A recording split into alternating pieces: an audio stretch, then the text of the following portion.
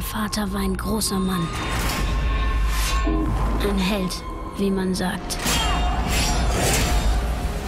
Aber es gibt Zeiten, da braucht die Welt keinen weiteren Helden. There were quite a few Dracula movies out there already, so can you tell a little bit about the Untold part of Dracula Untold?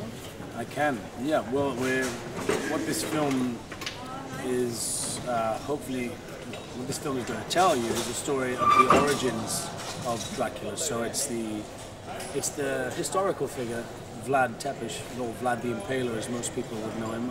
It's his story. It's about the man behind the legend, the fictional legend of Dracula. Lauf zu deiner Mutter. Seht nicht her!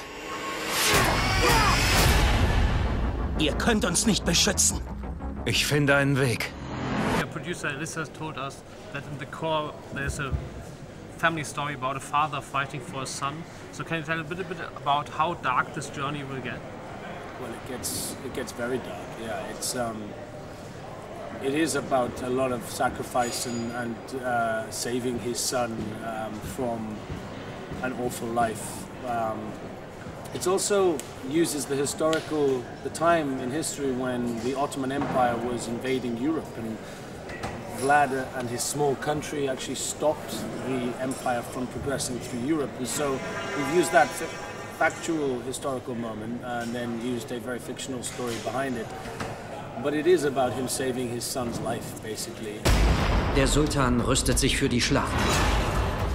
Er fordert 1000 Jünglinge für sein Heer. So auch euren Sohn.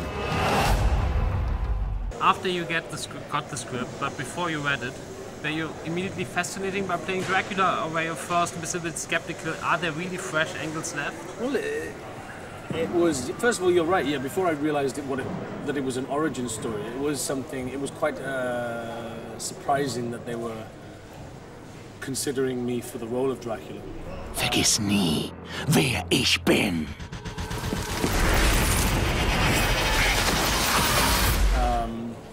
But I've always been fascinated with Dracula. I think there's been some fantastic representations of him.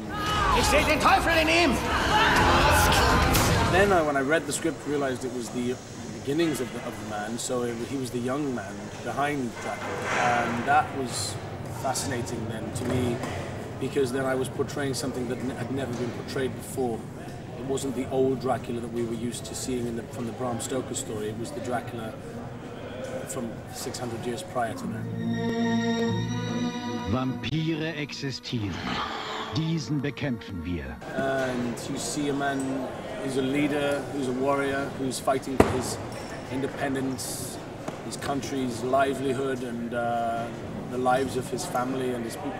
And so you see a whole story of a man who's basically makes sacrifices and makes huge decisions that change the course of history for his people, for his country, for him and his family.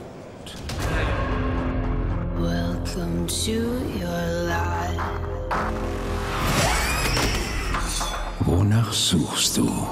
Nach der Macht, meine Feinde zu vernichten und meine Familie zu beschützen.